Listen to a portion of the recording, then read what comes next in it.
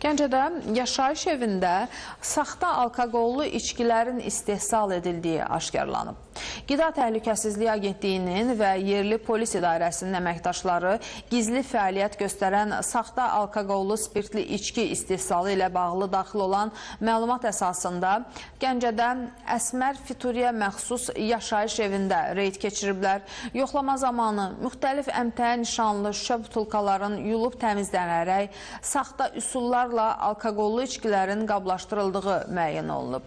Banketnaya Yubiley, Organic Line, Banketnaya əmtəə nişanlı satış məqsədi ilə qablaşdırılmış saxta alkoqollu içki, müxtəlif yerli və xarici brend markalı içkilərə məxsus butulka və qapaqlar, içində 25 litr su, spirt qarışığı olan plastik çəllək aşkarlanıb. Faktla bağlı tədbirlər görülüb, məhsullardan nümunələr götürülərək laborator müayinələrə cəlb edilib. Qanunsuz istehsal olunan alkoqollu içkilərin satış yerlərinin müəyyən edilməsi istiqamətində zəruri tədbirlər həyata keçirilir. Araşdırmalar davam etdirilir.